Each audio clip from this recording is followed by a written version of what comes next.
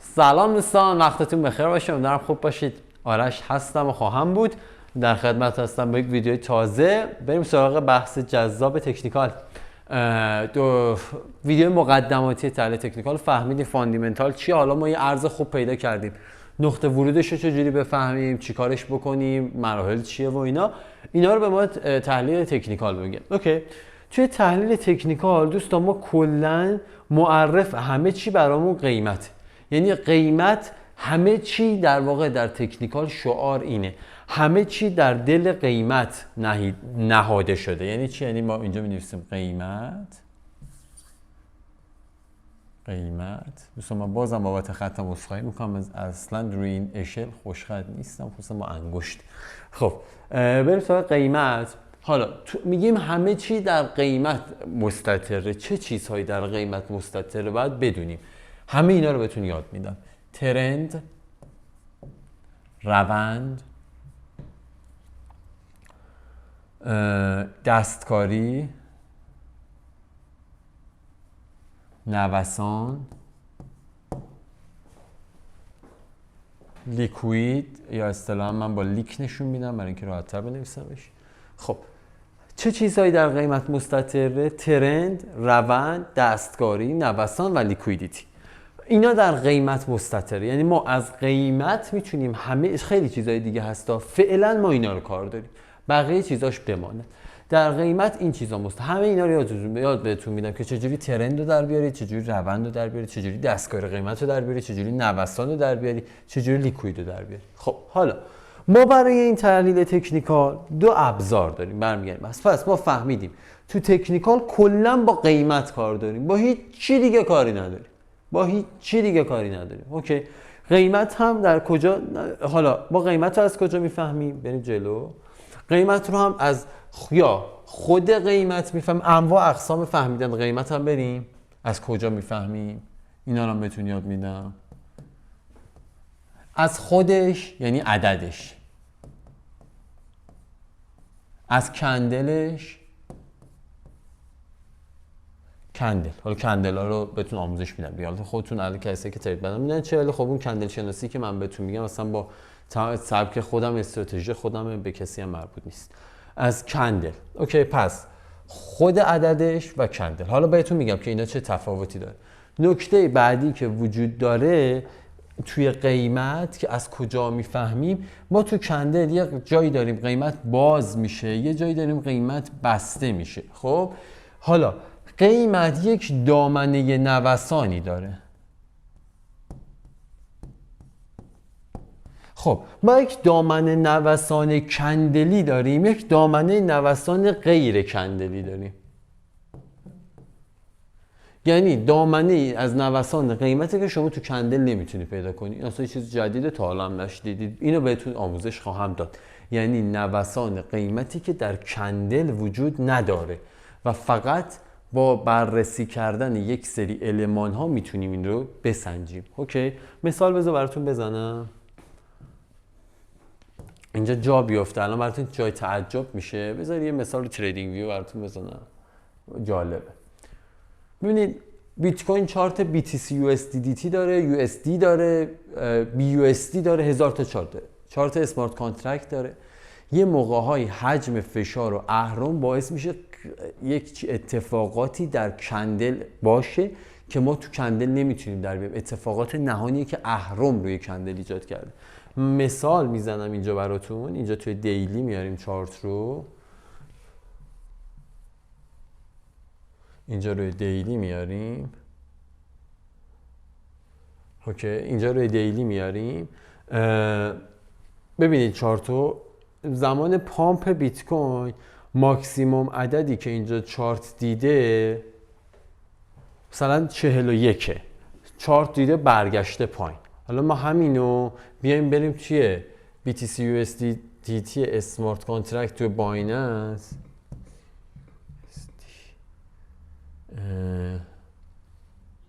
پرپچوال کانترکت بایننس BTC USDT. بذارید اینجا پی ام بزنیم.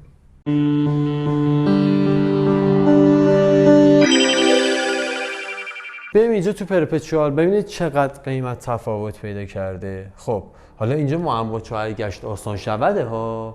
اینجا این همچین شادویی رو زده شما فهمیدی. قبل از این شادو باید اینو در بیاری، یعنی المان‌های مستتر در قیمت، یعنی المان‌هایی که در کندل هم شما، یعنی شما تو این کندل که نمیتونی اینو در بیاری رو خود این کندل هم که این کندل زده شده.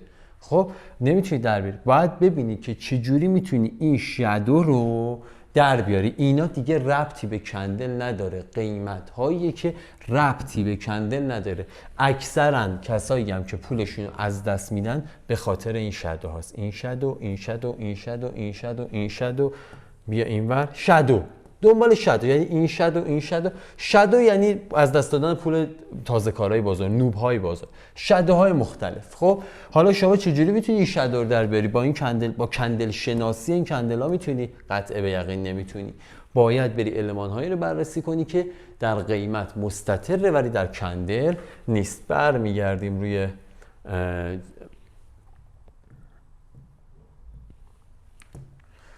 اینجا. پس قیمت از کجا میفهمیم؟ خود عدد قیمتمون، کندل های باز و بسته، دامنه نوسان که این دامنه نوسان یک بخشش داخل کندل اتفاق میفته و یک بخشش بیرون کندل اتفاق میفته. اصطلاحاً بهش میگن حالا اینم اصطلاحات جدید، کسی هم تو ایران نشنیده، بلدم نیستن. اینا سطح این اصطلاحاتی که دارم استفاده میکنم سطح تریدرهای نامبر 1 دنیاست. به اصطلاح هم بهش میگن قیمت این صرافی متمرکز و صرافی غیر متمرکز. ما هم قیمت متمرکز داریم و قیمت غیر متمرکز.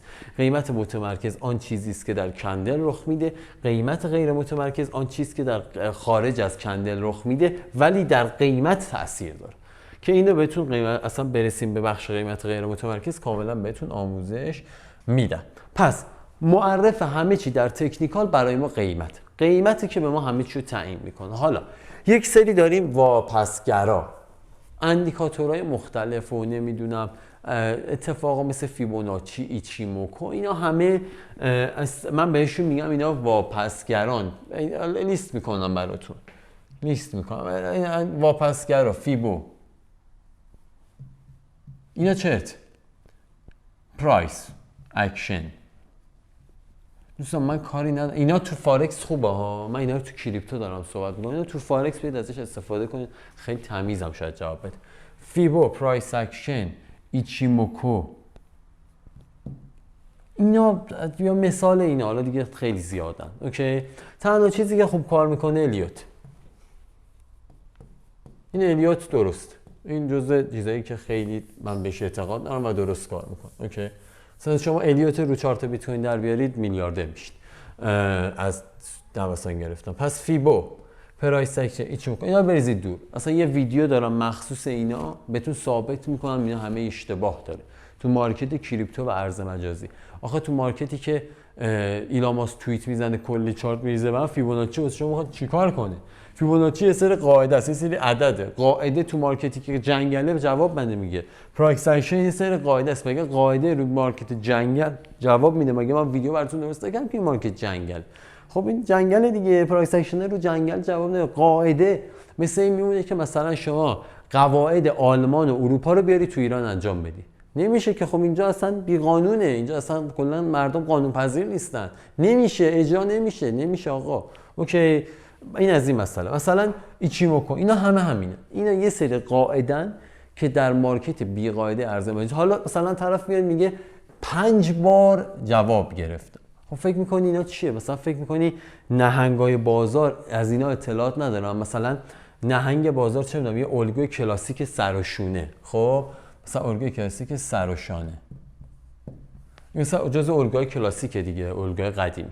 مثلا این الگو رو مثلا نهنگ نمیدونه، خب این میاد یه بار تو چارت ایجاد میکنه، 2 بار تو چارت ایجاد میکنه، 2 بار ازش سود میگیری، بار سوم فکر میکنی همین کل پولتو با یه تک کندل ازت میگیره. اینها دام، مثلا اون نهنگ میدونه این قواعد هست، میدونه تازه کارو دارن از اینا استفاده میکنن. خب قطعا اینا رو میکنه دام که تومه توش بگیره، که پول شما رو توش بگیره. یه سری قاعده و قانون یاد کل دنیا دادن، میگم مارکت بر اساس اینه. خب تو میری بر اساس اون ترید میکنی، یه دفعه میبینی 3 بار سود داد، 1 بار ضرر داد، داراییم رفت. چرا داراییت میره؟ دلیل چون اون برات تو دام میچینه. به خاطر همینه بایننس یه آمار منتشر کرده میگه از 100% کاربرهام در بول مارکت، یعنی مارکت سعودی، در بول مارکت و مارکت سعودی از 100% کاربرام 90%شون هر چقدر سود کردند رو در یک شب از دست میدن و میزان موجودیشون برمیگرده به قبل بول مارکت یا خیلی پایینتر از چیزی که اون اول. یعنی چی؟ یعنی اول بول مارکت شروع شده، بیت کوین از $30,000 شروع کرده، از $12,000 شروع کرده پامپ کردن، کاربر $1,000 در کیف پول خودش داشته، پایان بول مارکت مثلا در عدد $62,000 این $1,000 شده مثلا $5,000. بایننس آمار میده 90%شون این $5,000 پس از اینکه بول مارکت تموم میشه یا همین $1,000 رو دارن یا از اون 90% 50%شون از موجودی اولیه‌شون بین 20 تا 70% پول کمتر دارن. بین 20% تا 70%. دام دیگه تو از 1000 تا 5000 با این الگوها و اینا کار کردی، سود گرفتی. من تریدرم، تو یه شب دارایی تو ازت گرفتم به راحتی، کاری که همیشه میکنم. بارها کسایی که تو ارز مجازی کار کردن با این المان روبرو شدن. شما باید چیزهایی رو در تکنیکال بلد باشید، مواردی رو بلد باشید که بدل اونا باشه و دست اونا رو بخونید، نه اینکه تازه بیفتید تو دام و تومشون، توی دامشون، توی تومه اون دام بشید کل داراییتون رو ببازید. اوکی، پس این از این مسئله برمیگردیم. پس شد معرف همه چی قیمته. ما یک سری چیزای واپسگرا داشتیم، بی خیال اینا میشیم. من یه ویدیو میگیرم فقط واسه اینا اشتباه، در اشتباه بودن اینا همین یه جمله بس که مارکت ارز مجازی قاعده قانون بردار نیست. خب یه سری تحلیل ها داریم آینده گرا. اوکی، تحلیل آینده گرا یعنی چی؟ آینده نگری میکنی باهاش. اوکی، چه چیزاییه؟ یه سری تشخیصه، یه سری تشخیص ترند بهتون یاد میدم، تشخیص روند بهتون یاد میدم، تشخیص منفعت نهنگ ها،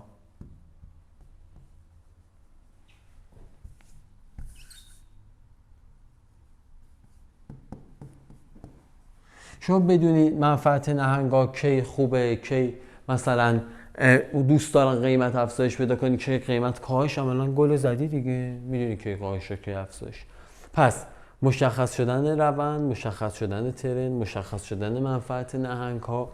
نکته بعدی حمایت و مقاومت، نه به روشی که بهتون یاد دادن یا بلدید، حمایت و مقاومت. نکته بعدی حذف کندل. یعنی چه حذف کندل؟ برگردیم به چارت بیت کوین. مثلا مثال میخوام بزنم، حالا چرا اینو حذف میشه میرسیم بهش.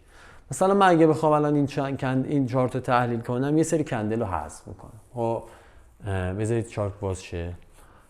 خب چه کندلایی رو حذف میکنیم؟ اصلا این کندل ها جزء من 1 2 3 4 کندل از این پایین حذف میکنم. خبر یک کندل اینجا حذف میکنم، خبر فیکی که گفتن آمازون بیت کوین خریده ولی نخریده بود. خب حالا این چه کمکی به ما میکنه؟ حالا اینو کامل آموزش میدم. چه کمکی به ما میکنه؟ وقتی که شما اینجا میای عملا این کندل رو حذف میکنی، البته من حذفش کردم. خب دیگه شما اینجا حمایتی نمیچین. خب این کندلا جزو چیز نبوده که، جزو کندلا نبوده که. حالا چه اتفاقی میفته؟ دیدت باز میشه، اینجا خرید میکنی. دقیقاً زیر کندلایی که حذف کردم حمایت شکل گرفته. فکر کن شما از اینجا جا موندی. یه تریدر عادی وقتی از اینجا جا میمونه، خب فکر کن شما از اینجا جا موندی. بذار یه بار اینا رو پاک کنم. فکر کن از این رونده جا موندی. تریدر آماتور چیکار میکنه؟ میاد میگه که خب من میام اینجا حمایت‌های معتبر رو میکشم، 2 تا حمایت براتون بکشم. میخوام حمایت کشیدن مردم عادی بکنم. میگه یه دونه اینجا حمایته، خب یه دونه اینجا حمایته، یه دونه هم اینجا حمایته. اینجا که نمیاد، میاد نقطه ورود میذاره اینجا. تو بهترین حالت میاد یه حمایت میکشه اینجا، میاد نقطه ورود میذاره اینجا، میگه آقا به این سه تا حمایت میخوره دیگه. خورد؟ نخورد. چرا؟ چون این کندل ها رو حذف نکردی. اینا جزو کندل های حذف شده است. اینا با کندلی که با خبر پامپ میکنه بهش به این راحتی ها بر نمیگرده قیمت. میای چیکار میکنی؟ میای میبینی 4 تا کندل نزولی زد، از اینجا میتونه روند صعودی شکل بگیره، میای حمایتش تو میذاری اینجا میخری. ولی اونی که این 4 تا کندل نزولی دیده ساب کرده بخره اینجا، یه موقع خرید از دست دادی. پس متوجه شدید آینده نگرا بودن یعنی اصلا یه بخش از کندلا رو بریز دور. اصلا این کندلا نگاه نکن، این کندلا داره تو رو گول میزنه بیشتر تو چارت باشه. حالا چه کندل هایی رو باید حذف کنیم در آینده بهتون خواهم گفت. حالا بریم سراغ آینده نگرا. پس تشخیص ترند، تشخیص روند با ترند فرق میکنه. دوستان یکی از چیزایی که باید تو ترید بفهمید اینه که روند با ترند دو تا چیز کاملا متفاوته. معمولا اینا رو یکی میگیرن. منفعت نهنگاه، حمایت مقاومت درست کشیدن، حذف کندل ها. نکته بعدی بریم سراغ آینده گراها. خب بعد از اینکه ما حذف کندل ها رو انجام دادیم اتفاقی که میفته چند تا مسئله. اوکی، چند تا مسئله آینده نگر بهتون بگم. تشخیص درست کندل ها که چه چیزهایی رو اینا رو میخوام بهتون یاد بدم، میخوام ذهنیت داشته باشید. تشخیص درست کندل ها یعنی چی؟ خب کندل نزولی داره درست میکنه، صعودی داره درست میکنه یا ساید داره درست میکنه. اوکی. اثر کندل ها، تأثیر کندل ها. اثر کندل یعنی چی؟ اثر کندل 5 دقیقه چیه؟ 10 دقیقه چیه؟ 15 دقیقه چیه؟ 1 ساعته چیه؟ 4 ساعته چیه؟ 5 ساعته چیه؟ چه میدونم، هر تایم فریمی. هر تایم فریمی. مثلا اگر کندلی ما در 15 دقیقه داشتیم که 2 کندل منفی داشت، چه تاثیر میتونه در 4 ساعته بذاره؟ اینو در بیاری میتونی یک دید کوتاه مدت ترید بکنی. اوکی؟ پس تشخیص درست کندل ها اهم از این که چه روندی رو داره میسازه، چه اثری در تایم فریم ها میذاره. اثری که 5 دقیقه میتونه روی 15 دقیقه بذاره، اثری که 15 دقیقه میتونه روی 45 دقیقه بذاره. اوکی؟ بعد بریم جلوتر، میایم روی چارت. خب بحث کندل ها. نکته بعدی میانگین های حمایتی و مقاومتی که حالا میشه Exponential Moving Average یا EMA ها. EMA ها خیلی مهمه، میرسیم بهش کاملا توضیح میدم. شما از EMA ها میتونید ترند رو در بیارید. یکی از نکاتی که خیلی توی ترید آینده نگر میتونه به شما کمک بکنه. میخواستم بکشم پشیمون شدم چون گیجتون میکنه، باید به موقعش یه جلسه توضیح بدم. پس بحث EMA ها هستش که میانگین هایی که از حمایت و مقاومت ها گرفته میشه. باید خیلی خوب اینو بلد باشید. نکته های دیگه که خیلی آینده نگر هستش بحث اثر اخبار روی مارکته. این جزء تکنیکاله، حالا بهتون آموزش میدم که چجوری اثر اخبار رو در بیارید. مثلا یه مثال بهتون بزنم. اینجا رو ببین، اینجا بیتوین ریخت دیگه. فکر کنم همین حوالی بود که ایلان ماسک توییت زد که تترو بیت کوین رو دیگه ما قبول نمی‌کنیم. خب همه اومدن گفتن نه چارت نزولی نبود که. ایلان ماسک توییت زد چارت نزولی نبود که. همه بهونه‌گیری. یا مثلا اینجا ماینرها چینیا خاموش کردن، مثلا اینجا اومد بالا، همه دنبال نیو ATH بودن، باز قیمت ریخت. باز همه میگفتن نه چارت سعودی بود، خبر باعث شد. نه دوستان، ایلان ماسک دیوانه که نیست تو چارت سعودی خبر منفی پخش کنه، خودش نقره داغ میشه. این همه نهنگم میخرن، فکر کنم مثلا ایلان ماسک یه دونه نهنگ تو بازار میخوره، خود ایلان ماسک رو میخورن. برید حالا آمارش تو جلسه بعدی براتون میارم. 10 نهنگ اول بایننس رو نگاه کنید، لیستشو. ایلان ماسک رو با کت و شلوار همه چی با هم میخورن، اصلا کسی نیست روبروی اینا.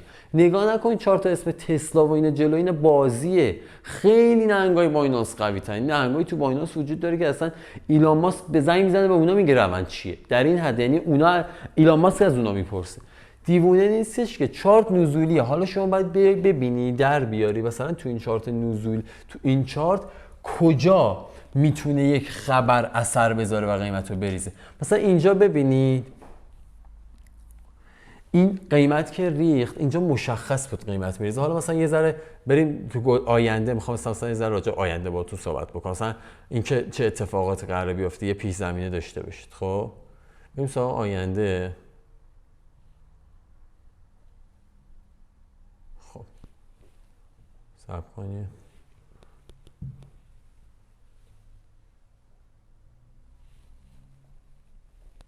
خب بریم سراغ آینده. اینو میبینید؟ نمیبریم به چارت 4 ساعته. خب این جاییه که بیت کوین ریخته دیگه، درسته؟ خب میبینید اینا حالا بهتون میگم از کجا این روند رو باید تشخیص میدادید. اینجا رو ببین، دوجا میبینی؟ یه دوج نزولی زده. خب اصلا میخوام بهتون یاد بدم که اینجا چجوری میتونید پوزیشن بگیرید. یا حالا بهتون میگم که این دوج نزولی باید قشنگ کامل بهتون آموزش بدم که اصلا چه دوجی میتونه قیمت رو اینجوری برگردونه. یه سری المان داره، فاکتور داره. این دوج نزولی رو میبینید؟ این دوج نزولی رو میبینید؟ بذارید. خب این دوج نزولی، این دوج نزولی بعد اومده اینجا قیمت یه 4 ساعته دوج منفی زده. کندل بعدی رو ببین، یه کندل ریزه، یه کندل خیلی ریزه. میبینی تلاش کرده برگرده اون دوج رو بپوشونه، حالا با یه کندل سبز رنگ نتونسته. حالا الان شاید به من میگید که خب اینو تو الان داری میبینی معما چوارگشت داستان شد. من از بچهای وزین مارول ترید خواهش میکنم کنار این حرف من تو ویدیو اون تحلیلی که من شورت دادم از اینجا رو حتما بذارن. من که اصلا شاخ غول نشکستم که. دیدم اینجا یه دونه دوج نزولی زده، تلاش کرده برگرده. دقیقا من از اینجا شورت دادم تا خود 42. حالا چرا 42 اون بهش میرسیم؟ چرا 42 رو بهش میرسیم؟ ولی ببین تو چارت دوج منفی قیمت برگشته کاور کنه اون دوج، نتونسته قیمت مثل ابر بهار ریخت. ولی حالا شما بیا ببین، مثلا بهت میگم بیاریم چارت عقب، بریم چارت عقب، بریم چارت عقب.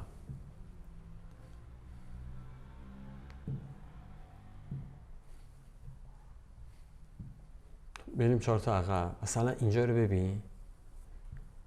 ببین باز میخوام بهت بگم که چجوری روند تکرار میشه. میبینی باز یه دوج زده اینجا، یه کندل زده نتونسته کاور کنه، قیمت برگشته.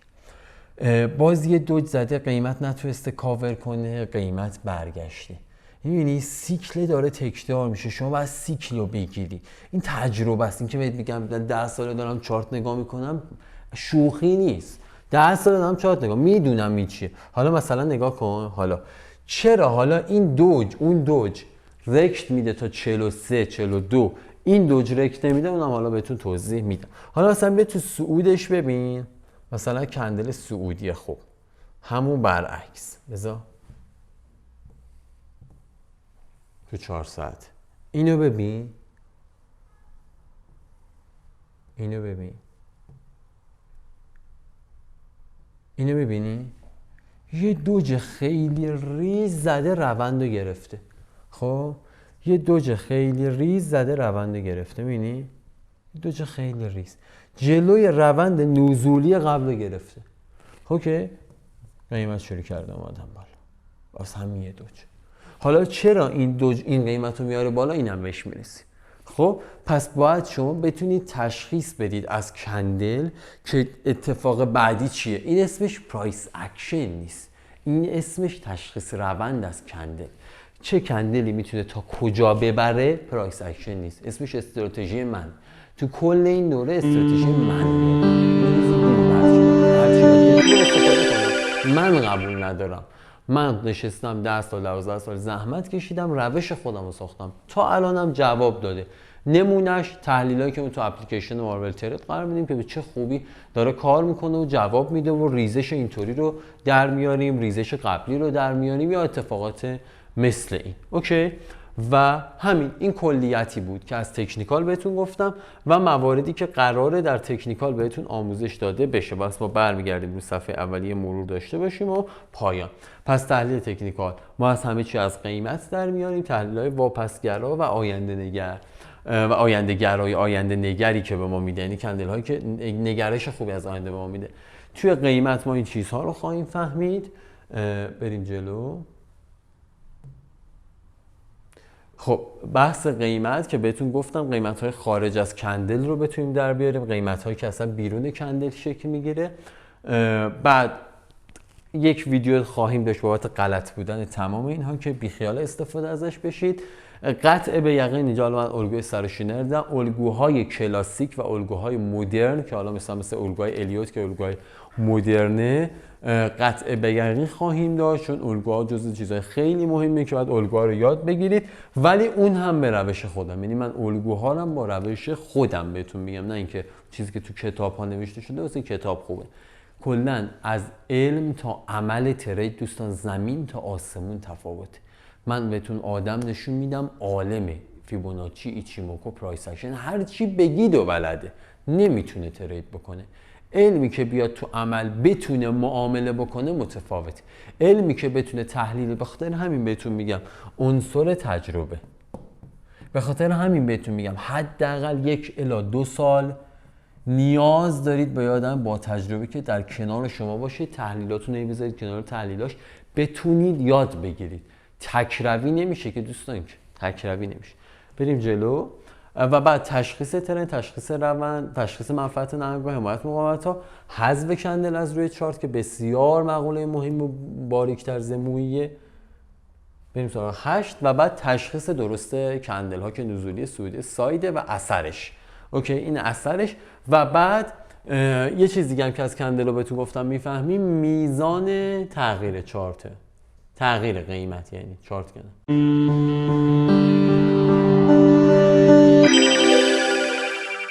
بریم سراغ میزان تغییر قیمت. میزان تغییر قیمت یعنی که یک کندل نزولی چقدر میتونه اصلا شاید قیمت رو میزان افزایش بده یا کاهش بده. یک کندل ساید چی کار میتونه بکنه، یک کندل صعودی چی کار میتونه بکنه و تا کجا میتونه تغییر بده. اوکی، این هم من بهتون یاد میدم که یک کندل رو دیدید ببینید که از 52 ممکنه تا 42 هم بریزه و این رو ریزشش رو ما داشته باشیم. این از کلیتش بود. EMA و اثر خبر و الگوها هم که من بهتون گفتم بهتون آموزش خواهم داد. سوال پایانی که از من میپرسید، همه این آموزش‌ها رو ببینیم تریدر میشیم؟ خیر، من همه این آموزش‌ها رو که به شما بدم تازه بعد بیا رو چارت دقیق به من گوش بده. تمرین الان دارم بهت میگم که بری تمرین کنی. ما اینجا چیز نمیشه، ما با این روشایی که شما رفتی تریدر در نمیاد. نهایت 4 تا الیوت و فیبوناچی یاد میگیرید، تریدر نمیشید. اوکی، بیا ببینیم اینجا رو، بیا بررسی بکنیم با هم. میای چیکار میکنی؟ همه چیزایی که من یاد دادم میری چارت 2017 بیت کوین رو پیدا میکنی، کندلاشو میپوشونی، با استراتژی من شروع میکنی کندلا و روندا رو در آوردن. بعد کندل دستتو ور میداری، هست سایتش بس که بهتون میگم که چیکار بکنی. خب بعد دستو ور میداری یا چارتو باز میکنی برای خودت، میبینی که روند صعودی بوده یا نزولی. میری 2018، میری 2012، میری 2013، میری 2014، میری 2015. این کاری که بهت میگم 1 سال و نیم 2 سال زمان میبره. این کارو میکنی، بعد میشی من چارتو میبینی با چشت، میگی از اینجا میریزه تا اینجا. و سلام نامه تجربه است دوست. من یه عمر زندگیم کلم این تو بوده، دیدم اینجوری این کندله اینجوری شد ریخت، اون کندله اونجوری شد این شد، این روندش اینجوری شد، اون اونجوری شد. همه اینا رو شروع کردم نوشتن، آزمون خطا کردم، بالا پایین کردم، رسیدم به این. حالا شما بنام بهت لقمه آذر بدم میشه؟ نه نمیشه. شما هم باید بری برسی، باید بری ببینی روند. بعد 1000 بار که این کارو کردی رو چارتای گذشته تازه میتونی بری روند رو در بیاری. حالا میایم تو واقعیت. الان چارت اینجوریه، الان چارت اینجوریه، چی میشه؟ الان چارت اینجوریه، چی میشه؟ میریم تو واقعیت کار، میبینیم یه دوجی ریز زده، بعد وایسیم این دوجی کلوز بخوره ببینیم چی میشه. خب میبینیم تو دیگه اینجاها که اون تمرینه نیست دستتو ورداری چارت باشه، اینجا دیگه نیست. میری تو واقعیت، 1 سال 2 سال تمرین میکنی تو واقعیت. با استراتژی من، با هر استراتژی شما نیاز به تمرین داری، نیاز به ممارست داری، نیاز به تلاش داری. بابا یه شاگرد آرایشگر میخواد آرایشگر بشه، بعد 3 سال پادو وایسه. یه شبه که نمیتونید قیچی بزنی مو در بیارید عالی. اینم همینه، باید وایسی تلاش بکنی هیچ چارتای گذشته بیت کوین در بیاری، روند رو در بیاری، ترند رو بفهمی. همه اینایی که من بهت گفتم باید بری تو چارتای سال مختلف بیت کوین هی در بیاری. حالا بهتون میگم کلی آموزش در بیاری، درک آوردی تازه بعد بیا 6 ماه روی این چارتای جدید پیاده کنیش. میشه نمیشه بعد تازه دستت بیاد، تازه بالا پایینش دستت بیاد، میتونی پوزیشن باز کنی، میتونی ترید بکنی، میتونی اثبات بزنی، میتونی فلان کنی بیسار کنی. این المان هایی هم که دوستان یه نکته بهتون بگم، نکته خیلی جالب بخوام بهتون بگم، این المان هایی هم که همه اینایی که بهتون گفتم فقط برای بیت کوین. این همه میخوام حرف بزنم، اینا رو ارزهای دیگه جواب نمیده. کنده لفظ حذف کردن و نمیدونم المان متغیره، اینا رو بیت کوین. هنر یه تریدر میدونی چیه؟ من همیشه یه چیز میگم، من توی چنلی عضوم، ماهی کلی درآمدم دارم، به من فقط پول میدن یه کار کنم، روند بیت کوین رو براشون در بیارم. تو روند بیت کوین رو در بیاری، اصلا بقیه‌اش برو ارز بخر. روند بیت کوین سعودیه، بخر. نزولیه، شورت بگیر. با اینو بفهمی دیگه.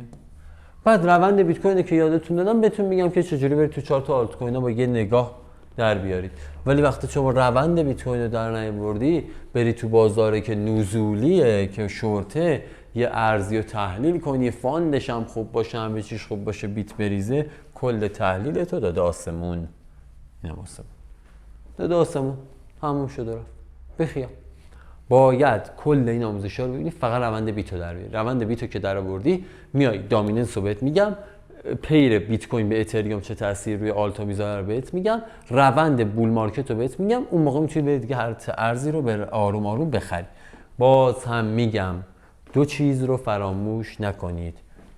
تمرین، چند چیز، صبر، 1 الی 2 سال همراه بودن با یک تریدر قوی و استفاده از تحلیل هاش. آقا این کار رو منم با 12 سال سابقه انجام میدم، به خدا 10 سال 12 سال این کار میکنم، منم اینو الان انجام میدم. میرم میبینم، آقا میرم میبینم این دو تا تحلیلگر سه تا تحلیلگر که من قبولشون دارم چیکار میکنن. نمیشه آقا تو 10 سالم تریدرم باشی بعد این داشته باشی. اوکی، یکی این صبر، تمرین، صبر در همه چی ها، یعنی صبر در آموزش، صبر در اینکه ارزی رو میخری هولد کنی، تمرین، و بعد عدم رویا پردازی. خروجی این چیه؟ خروجی این اینه که 3 سال دیگه میتونی توی یه ماه ره 100 ساله رو یه ماهه بری. ولی اگه این مسیر رو نری، به هوای این که ره 100 ساله رو یک شبه بری، توی یه شب خداحافظی میکنی با مارکت.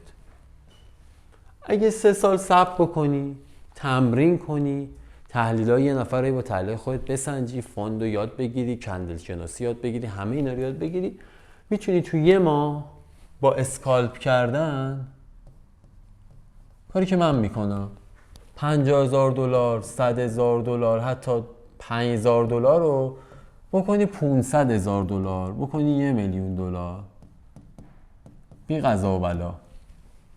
اوکی، تو پیجم هم دیدید، بارها دیدید میکنم این کارو، برام هم راحت. من دارم نون اینو میخورم، نون البته انقدر نه، نون انقدر میخورم. اوکی، راه 100 ساله هم یه شبه نرفتم، نیومدم روز اول بگم کراس رو ببند 125 برو یا علی از تو مدد. خب ولی شما میگی چیکار میکنی؟ روز اول میری فیوچرز کراس رو میذاری 125، میگی که من اگه کراسمو بذارم 125 بیت کوین $2,000 نوسان بزنید. اینا هم عددهای تستی ها. خب $20,000 هم میشه مثلا $200,000، مثال میزنم، حالا باید محاسبه کنیم چقدر میشه. خب می این کارو میکنی، $2,000 $20,000 هم میشه، تازه خوب گفتم. بعد یه دفعه میبینی بیت کوین به جای $2,000 نوسان به سمت بالا، $1,000 نوسان به سمت پایین میزنه، شما لیکوید میشی. همونجا به مارکت میگه خدافظ. بعد مارکت بهت یه چیزی یاد میده. اون موقع حرف منی که نفهمیدی، کلت خورده به سنگ، تازه حرفمو فهمیدی. مارکت بهت یاد میده نمیتونی امثال کسایی که مثل من یا دیگران که سالیان سال تجربه داری رو با یک کلاس 125 پول از جیب ماها در بیاری بکنی تو جیب خودت. اوکی، این کار شدنی نیست. شما رقیب داری تو این بازار، رقیبای گردن کلفتم داری، به این راحتی نیست. این راهو برو. آموزشش هم که من دارم مجانی میدم، خواستی میتونی از اپلیکیشن مارول ترید هم که استفاده بکنی اگه منو قبول داری، نداری هم که اصلا فدای تار موت. خب و سلام نامتام. این از کلیت، این از تکنیکال. از جلسه بعدی شروع میکنیم المان‌های متفاوتی رو گفتن که همه اون سرفصلی که من اینجا توضیح دادم و کامل شروع میکنیم تدریس کردن. هر کدوم 1 ساعت 2 ساعت تمرین میکنیم، بعد دیگه خودتون با خودتون تمرین میکنید و کلی چیز جدید یاد میگیرید. ممنونم از اینکه با من همراه بودید. تشکر، دم همتون گرم.